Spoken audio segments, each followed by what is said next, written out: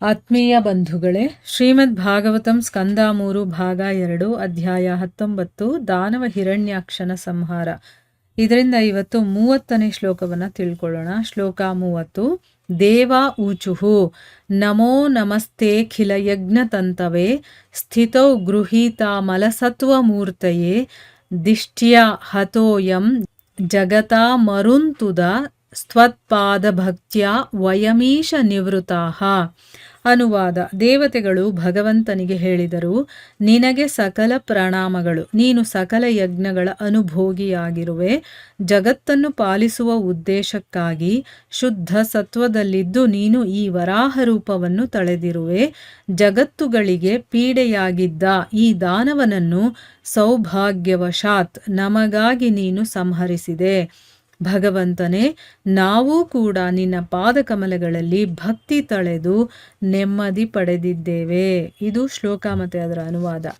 ಈಗ ಭಾವಾರ್ಥದ ಮೂಲಕ ನಾವು ಇದರ ಅರ್ಥವನ್ನು ತಿಳ್ಕೊಳ್ಳೋದಕ್ಕೆ ಪ್ರಯತ್ನ ಮಾಡೋಣ. ಹೋದ ಭಾಗದಲ್ಲಿ ನಾವೇನು ತಿಳ್ಕೊಂಡ್ವಿ? ಬ್ರಹ್ಮ ಹೇಳ್ತಾನೆ, ಅವನು ಭಗವಂತನ ಪಾದದಿಂದ ಆಹತನಾಗಿದ್ದಾನೆ. ಯೋಗಿಗಳು ನಿಜವಾಗಲೂ ಈ ಐಹಿಕ ದೇಹದಿಂದ ಬಿಡುಗಡೆಯನ್ನು ಪಡೆಯೋದಕ್ಕೋಸ್ಕರ ಏಕಾಂತದಲ್ಲಿ ಯೋಗ ಸಮಾಧಿಯಲ್ಲಿ ಆ ಭಗವಂತನ ಧ್ಯಾನವನ್ನು ಮಾಡ್ತಾರೆ.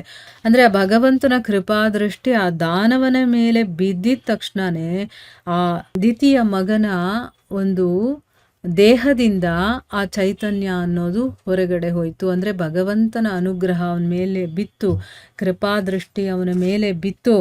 ಆಗ ಅವನ ಒಂದು ಚೈತನ್ಯ ಅನ್ನೋದು ಆ ದೇಹವನ್ನು ಬಿಟ್ಟು ಹೊರಗಡೆ ಹೋಯಿತು. ಆ ಸರ್ವೋತ್ತಮನಾದಂಥ ಭಗವಂತ ಇದ್ದಾನಲ್ಲ, ಅವನ ಆಪ್ತ ಸಹಾಯಕರು ಇವರಿಬ್ಬರು, ಈ ರಾಕ್ಷಸರು. ಆದರೆ ಶಾಪಗ್ರಸ್ತರಾಗಿದ್ದರು ಇವರು. ಅದಕ್ಕೋಸ್ಕರ ಅವರು ದಾನವ ಕುಟುಂಬದಲ್ಲಿ ಜನ್ಮ ತಗೊಂಡಿದ್ರೆ ಹೊರತು ಬೇರೆ ಕಾರಣದಿಂದ ಅಲ್ಲ. ಕೆಲವು ಜನ್ಮಗಳ ನಂತರ ಅವರು ಮತ್ತೆ ವಾಪಸ್ಸು ಅದೇ ಸ್ಥಾನಕ್ಕೆ ಹೋಗ್ತಾರೆ ಅಂತ ಬ್ರಹ್ಮ ಹೇಳ್ತಾನೆ. ಆಗ ದೇವತೆಗಳೆಲ್ಲ ಭಗವಂತನಿಗೆ ಹೇಳ್ತಾರೆ, ನಿನಗೆ ಸಕಲ ರೀತಿಯ ಪ್ರಣಾಮಗಳು, ನೀನು ಸಕಲ ಯಜ್ಞಗಳನ್ನು ಅನುಭೋಗಿಸುವಂಥವನು. ಜಗತ್ತನ್ನ ಪಾಲಿಸುವ ಉದ್ದೇಶಕ್ಕೋಸ್ಕರ ನೀನು ಶುದ್ಧ ಸತ್ವದಲ್ಲಿದ್ದು ಈ ಒಂದು ವರಾಹ ರೂಪವನ್ನು ನೀನು ತಾಳಿದೀಯಾ. ಜಗತ್ತುಗಳಿಗೆಲ್ಲ ಪೀಡೆಯಾಗಿದ್ದಂಥ, ಅಂದರೆ ತುಂಬ ತೊಂದರೆ ಕೊಡ್ತಾ ಇದ್ದಂತಹ ಈ ದಾನವನನ್ನ ಸೌಭಾಗ್ಯವಶಾತ್ ನಮಗೋಸ್ಕರ ನೀನು ಸಂಹಾರ ಮಾಡಿದ್ಯಾ. ಭಗವಂತ, ನಾವು ಕೂಡ ನಿನ್ನ ಪಾದಕಮಲಗಳಲ್ಲಿ ಭಕ್ತಿಯನ್ನು ತಳೆದು ನೆಮ್ಮದಿಯನ್ನು ಪಡ್ಕೊಂಡಿದ್ದೀವಿ. ಅಂದರೆ ನಮಗೂ ಕೂಡ ನಿನ್ನಲ್ಲಿ ಭಕ್ತಿ ಇದೆ. ಈ ರೀತಿಯ ಒಂದು ತೊಂದರೆ ಹಿಂಸೆ ಎಲ್ಲ ಕೊಡುವಂಥ ದಾನವನನ್ನು ನೀನು ಸಂಹಾರ ಮಾಡಿ ನೀನು ನಮಗೆಲ್ಲರಿಗೂ ಕೂಡ ನೆಮ್ಮದಿಯನ್ನು ಕೊಟ್ಟಿದೀಯಾ ಅಂತ ಹೇಳ್ತಾ ಇದ್ದಾರೆ. ಈಗ ಭಾವಾರ್ಥದಲ್ಲಿ ಗುರುಗಳೇನು ಹೇಳಿದ್ದಾರೆ ಅಂತ ತಿಳ್ಕೊಳ್ಳೋಣ. ಈ ಐಹಿಕ ಜಗತ್ತು ಸತ್ವಗುಣ, ರಜೋಗುಣ ಮತ್ತು ತಮೋಗುಣಗಳೆಂಬ ತ್ರಿಗುಣಗಳನ್ನು ಹೊಂದಿದೆ. ಆದರೆ ಆಧ್ಯಾತ್ಮಿಕ ಜಗತ್ತು ಶುದ್ಧ ಸತ್ವದ್ದಾಗಿದೆ. ಭಗವಂತನ ರೂಪ ಶುದ್ಧ ಸತ್ವ ಎಂದು ಇಲ್ಲಿ ಹೇಳಲಾಗಿದೆ. ಅದು ಐಹಿಕವಲ್ಲ ಎಂದು ಅದರ ಅರ್ಥ. ಅಂದರೆ ಇಲ್ಲಿ ಈ ಐಹಿಕ ಜಗತ್ತು ಅನ್ನೋದು 3 ಗುಣಗಳನ್ನು ಹೊಂದಿದೆ ಅನ್ನೋದು ನಮಗೆಲ್ಲ ಗೊತ್ತಿರೋ ವಿಚಾರ. ಸತ್ವ, ರಜೋ ಮತ್ತು ತಮೋ ಗುಣಗಳು ಅಲ್ವಾ, ತ್ರಿಗುಣಗಳಿಂದ ಇದೆ ಇದು. ಆದರೆ ಆಧ್ಯಾತ್ಮಿಕ ಜಗತ್ತಿದೆಯಲ್ಲ, ಅದು ಈ 3 ಗುಣಗಳನ್ನು ಮೀರಿರುವಂಥದ್ದು, ಅಂದರೆ ಶುದ್ಧ ಸತ್ವವಾಗಿರುವಂಥದ್ದು. ಈಗ ಭಗವಂತನ ರೂಪ ಅನ್ನೋದು ಶುದ್ಧ ಸತ್ವದಲ್ಲಿದೆ ಅಂತ ಹೇಳಿದ್ದಾರೆ ಇಲ್ಲಿ. ಅಂದರೆ ಅರ್ಥ ಏನು? ಅದು ಐಹಿಕವಾಗಿರುವಂಥದ್ದಲ್ಲ ಅಂತ ಅರ್ಥ. ಐಹಿಕ ಜಗತ್ತಲ್ಲಿ 3 ಗುಣಗಳಿರೋದು, ಶುದ್ಧ ಸತ್ವ ಇಲ್ಲ. ಏನು? ತಾಮಸಿಕ, ರಾಜಸಿಕ, ಸಾತ್ವಿಕ ಇರೋದು. ಶುದ್ಧ ಸತ್ವ ಅನ್ನೋದು ಆಧ್ಯಾತ್ಮಿಕ ಜಗತ್ತು. ಅದಕ್ಕೋಸ್ಕರನೇ ಭಗವಂತನ ರೂಪ ಅನ್ನೋದು ಐಹಿಕವಾಗಿರುವಂಥದ್ದಲ್ಲ. ಐಹಿಕ ಜಗತ್ತಿನಲ್ಲಿ ಶುದ್ಧ ಸತ್ವ ಇಲ್ಲ. ಭಾಗವತದಲ್ಲಿ ಶುದ್ಧ ಸತ್ವವನ್ನು ಸತ್ವಂ ವಿಶುದ್ಧಂ ಎಂದು ಕರೆಯಲಾಗಿದೆ. ವಿಶುದ್ಧಂ ಎಂದರೆ ಶುದ್ಧವಾದದ್ದು ಎಂದು ಅರ್ಥ. ಅಂದ್ರೇನು? ಈ ಐಹಿಕ ಪ್ರಪಂಚದಲ್ಲಿ ಶುದ್ಧ ಸತ್ವ ಅನ್ನೋದು ಇಲ್ಲ. ಭಾಗವತದಲ್ಲಿ ಇದ್ರ ಬಗ್ಗೆ ಏನು ಹೇಳಿದ್ದಾರೆ? ಶುದ್ಧ ಸತ್ವವನ್ನು ಸತ್ವಂ ವಿಶುದ್ಧಂ ಅಂತ ಕರೆದಿದ್ದಾರೆ. ವಿಶುದ್ಧಂ ಅಂತಂದ್ರೆ ಏನು? ಶುದ್ಧವಾಗಿರೋದು ಅಂತ ಅರ್ಥ. ಶುದ್ಧ ಸತ್ವದಲ್ಲಿ ರಜಸ್ಸು ತಮಸ್ಸುಗಳು ಅನ್ನುವಂಥ ಕೀಳು ಗುಣಗಳ ಕಾಲುಷ್ಯವಿಲ್ಲ. ಆದ್ದರಿಂದ ಭಗವಂತನು ಕಾಣಿಸಿಕೊಂಡ ವರಾಹ ರೂಪವು ಐಹಿಕ ಜಗತ್ತಿನ ವರಾಹ ರೂಪವಲ್ಲ. ಇನ್ನೂ ಅನೇಕ ಭಗವದ್ ರೂಪಗಳಿವೆ, ಆದರೆ ಯಾವುದರಲ್ಲೂ ಐಹಿಕ ಗುಣಗಳಿಲ್ಲ. ಆ ಎಲ್ಲ ರೂಪಗಳು ವಿಷ್ಣು ರೂಪದಿಂದ ಭಿನ್ನವಲ್ಲ. ವಿಷ್ಣುವೇ ಸಕಲ ಯಜ್ಞಗಳ ಅನುಭೋಗಿಯಾಗಿದ್ದಾನೆ. ಇಲ್ಲೇನು ಹೇಳ್ತಾ ಇದ್ದಾರೆ ಅಂದರೆ, ಶುದ್ಧ ಸತ್ವ ಅಂತಂದರೆ ಅದರಲ್ಲಿ ರಜಸ್ಸು ತಮಸ್ಸುಗಳು ಅನ್ನೋದು ಅದೆಲ್ಲ ಕೀಳು ಗುಣಗಳು ಅಂತ ಅರ್ಥ. ಅದರ ಕಾಲುಷ್ಯ ಅದರಲ್ಲಿ ಇರೋದಿಲ್ಲ, ಅಂದರೆ ಕಲ್ಮಶ ಇರೋದಿಲ್ಲ ಅಂತ ಅರ್ಥ.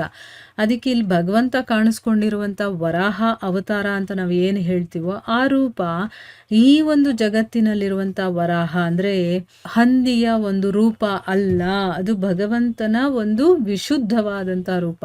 ಅದರಲ್ಲಿ ಯಾವುದೇ ಐಹಿಕ ಪ್ರಪಂಚದ ಒಂದು ಕಲ್ಮಶಗಳು ಇಲ್ಲದೆ ಇರುವಂಥದ್ದು. ಭಗವಂತನಿಗೆ ಬೇಕಾದಷ್ಟು ರೂಪಗಳಿದೆ. ಅದು ಯಾವ ರೂಪದಲ್ಲೂ ಕೂಡ ಐಹಿಕ ಗುಣಗಳು ಅನ್ನೋದು ಇರೋದಿಲ್ಲ. ಆ ಎಲ್ಲ ರೂಪಗಳು ಕೂಡ ವಿಷ್ಣು ರೂಪದಿಂದ ಭಿನ್ನ ಅಲ್ಲ. ವಿಷ್ಣು ಹೇಗೆ ಏನೋ ಅದು ಸ್ವಯಂ ಅದು ಅಂತ ತಿಳ್ಕೋಬೇಕು. ಆ ರೂಪದಲ್ಲಿ ಬಂದಿದ್ದಾನೆ ಅಂದಿದ ತಕ್ಷಣ ಅದು ಕಡಿಮೆ ಅಂತಲ್ಲ ಅರ್ಥ, ಅದು ಸ್ವಯಂ. ಅದಕ್ಕೋಸ್ಕರ ಪೂರ್ಣಮದಂ ಪೂರ್ಣಮಿದಂ ಪೂರ್ಣಾತ್ ಪೂರ್ಣ ಮುದಚ್ಯತೆ. ಪೂರ್ಣದಿಂದ ಪೂರ್ಣವನ್ನು ತೆಗೆದ್ರೆ ಅದು ಪೂರ್ಣವಾಗೇ ಇರುತ್ತೆ. ಈಗ ನಮ್ದು ಹೆಂಗೆ ಅಂತಂದರೆ, ನಮ್ದು ಹಾಗಲ್ಲ. ನಮ್ಮನ್ನು ಏನಾದರೂ ಅದರಿಂದ ತೆಗೆದಾಗ ನಾವು ಮೈನಸ್ ಆಗಿಬಿಡ್ತೀವಿ. ಈ ಒಂದು ಐಹಿಕ ಪ್ರಪಂಚದಲ್ಲಿರುವಂಥ ಲೆಕ್ಕಾಚಾರ ಹಾಗೆ. ಆದರೆ ಭಗವಂತನ ಲೆಕ್ಕಾಚಾರದಲ್ಲಿ ಹಾಗಲ್ಲ, ಅವನು ಪೂರ್ಣವಾಗೇ ಇರ್ತಾನೆ. ಅದಕ್ಕೆ ಎಲ್ಲ ರೂಪಗಳು ಕೂಡ ವಿಷ್ಣು ರೂಪದಿಂದ ಭಿನ್ನವಲ್ಲ. ವಿಷ್ಣುನೇ ಸಕಲ ಯಜ್ಞಗಳ ಭೋಕ್ತಾರ ಅಂತ, ಅನುಭೋಗಿಸುವಂಥವನು ಅಂತ ತಿಳ್ಕೋಬೇಕು. ದೇವೋತ್ತಮ ಪರಮಪುರುಷನನ್ನು ಪ್ರಸನ್ನಗೊಳಿಸುವುದೇ ವೇದಗಳಲ್ಲಿ ಹೇಳಲಾದ ಯಜ್ಞಗಳ ಉದ್ದೇಶ. ಅಜ್ಞಾನದಿಂದಾಗಿ ಜನರು ಇತರ ಅನೇಕ ನಿಯೋಗಿಗಳನ್ನು ತೃಪ್ತಿಪಡಿಸಲು ಪ್ರಯತ್ನಿಸುತ್ತಾರೆ. ಆದರೆ ಸರ್ವೋತ್ತಮ ಭಗವಂತನಾದ ವಿಷ್ಣುವನ್ನು ತೃಪ್ತಿಪಡಿಸುವುದೇ ಜೀವನದ ನೈಜ ಉದ್ದೇಶ. ನೋಡಿ, ಭಗವಂತನನ್ನ ಪ್ರಸನ್ನಗೊಳಿಸೋದು ವೇದಗಳಲ್ಲಿ ಹೇಳಿರುವಂಥ ಯಜ್ಞಗಳ ಉದ್ದೇಶ. ಈಗ ವೇದಗಳಲ್ಲೆಲ್ಲ ಈ ಯಜ್ಞಗಳನ್ನೆಲ್ಲ ಮಾಡಬೇಕು, ಯಾಗಗಳನ್ನ ಮಾಡಬೇಕು, ಹೋಮ ಹವನ ಇದನ್ನೆಲ್ಲ ಮಾಡಿ ಅಂತ ಹೇಳಿದಾರಲ್ಲ, ಅದರ ಉದ್ದೇಶ ಏನು? ಭಗವಂತನನ್ನ ತೃಪ್ತಿಪಡಿಸೋದು, ಅವನನ್ನು ಖುಷಿ ಪಡಿಸೋದಕ್ಕೆ. ಆದರೆ ಅಜ್ಞಾನದಲ್ಲಿರುವಂಥ ಜನರು ಏನು ಮಾಡ್ತಾರೆ, ಬೇರೆ ಬೇರೆ ನಿಯೋಗಿಗಳು ಅಂದರೆ ಭಗವಂತ ಇಟ್ಟಿರುವಂಥ ಕೆಲಸಗಾರರು, ಇದನ್ನು ನೋಡ್ಕೊಳ್ಳಿ ಅಂತ ಇಟ್ಟಿರ್ತಾರಲ್ಲ, ಅಂಥ ನಿಯೋಗಿಗಳನ್ನು ತೃಪ್ತಿಪಡಿಸೋದಕ್ಕೆ ಅವ್ರು ಪ್ರಯತ್ನ ಮಾಡ್ತಾರೆ.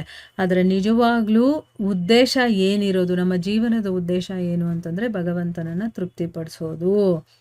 ಸರ್ವೋತ್ತಮನಾದ ಭಗವಂತನನ್ನು ಪ್ರಸನ್ನಗೊಳಿಸುವುದೇ ಎಲ್ಲ ಯಜ್ಞಗಳ ಉದ್ದೇಶವೂ ಕೂಡ.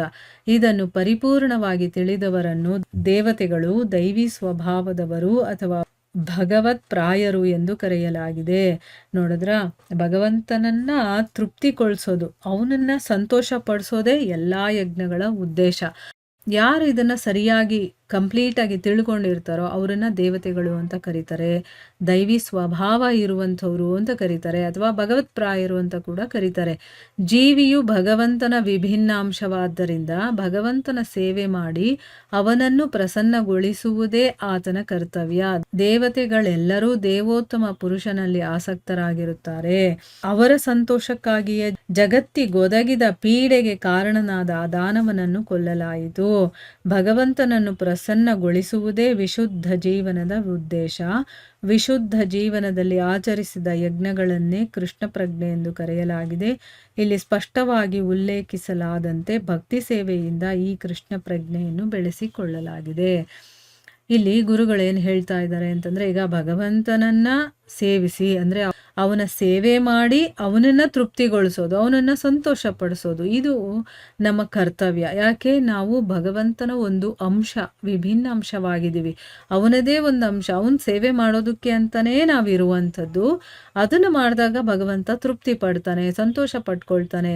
ಅದಕ್ಕೆ ದೇವತೆಗಳೆಲ್ಲರೂ ಕೂಡ ಆ ವಿಷಯದಲ್ಲಿ ಆಸಕ್ತರಾಗಿರ್ತಾರೆ. ಭಗವಂತನ ಸೇವೆ ಮಾಡೋದಕ್ಕೆ ಅವರು ಆಸಕ್ತರಾಗಿರ್ತಾರೆ. ಮತ್ತು ಅವ್ರ ಸಂತೋಷಕ್ಕೋಸ್ಕರ ಅಂದರೆ ಇಲ್ಲಿ ದೇವತೆಗಳು ನನ್ನನ್ನು ಸಂತೋಷ ಪಡಿಸ್ತಾರಲ್ವಾ, ಈಗ ಅವ್ರಿಗೇನೋ ಒಂದು ತೊಂದರೆ ಆಗಿದೆ, ಈ ಜಗತ್ತಿಗೆ ಏನೋ ಒಂದು ಕಷ್ಟ ಬಂದಿದೆ, ಅದರಿಂದ ಅವರಿಗೆ ಸಂತೋಷ ಪಡಿಸೋ ಕಾರಣದಿಂದ ಭಗವಂತ ಆ ದಾನವನನ್ನು ಕೊಲ್ತಾನೆ. ಭಗವಂತನನ್ನು ತುಂಬ ಸಂತೋಷ ಪಡಿಸೋದಿದೆಯಲ್ಲ, ಅದು ವಿಶುದ್ಧ ಜೀವನದ ಉದ್ದೇಶ ಅಂದರೆ ಅಲ್ಲಿ ಸ್ವಾರ್ಥ ಅನ್ನೋದು ಏನೂ ಇರೋದಿಲ್ಲ, ಶುದ್ಧವಾಗಿರುತ್ತಲ್ಲ. ಅದಕ್ಕಿಂತ ಒಂದು ಮೇಲ್ಮಟ್ಟದ ಒಂದು ಸ್ಥಿತಿ ಅಂತಂದರೆ ವಿಶುದ್ಧವಾಗಿರುವಂಥದ್ದು. ಆ ವಿಶುದ್ಧ ಜೀವನದ ಉದ್ದೇಶ ಏನಪ್ಪ ಅಂತಂದರೆ ಭಗವಂತನನ್ನು ತೃಪ್ತಿಗೊಳಿಸೋದು. ವಿಶುದ್ಧ ಜೀವನದಲ್ಲಿ ಆಚರಣೆ ಮಾಡಿರುವಂಥ ಯಜ್ಞಗಳು ಏನೇ ಇರಬಹುದು ಅದೆಲ್ಲ ಕೂಡ ಕೃಷ್ಣ ಪ್ರಜ್ಞೆ ಅಂತ ಅನ್ನಿಸ್ಕೊಳ್ಳುತ್ತೆ. ಅಂದರೆ ಏನು, ಭಗವಂತನನ್ನು ತೃಪ್ತಿಪಡಿಸೋದಕ್ಕೋಸ್ಕರ ಇರುವಂಥದ್ದು. ನಮ್ಮ ಪ್ರಜ್ಞೆಯಲ್ಲೂ ಅದೇ ಇರುತ್ತೆ, ನಾನು ಏನೇ ಮಾಡಿದ್ರೂ ಕೂಡ ಭಗವಂತನನ್ನು ತೃಪ್ತಿಪಡಿಸೋದಕ್ಕೆ ಅಂತ ಅಂದ್ಬಿಟ್ಟು. ಇದೆಲ್ಲ ಆಗೋದು ಯಾವಾಗ ಅಂದರೆ ನಮ್ಮಲ್ಲಿ ಭಕ್ತಿ ಇದ್ದಾಗ.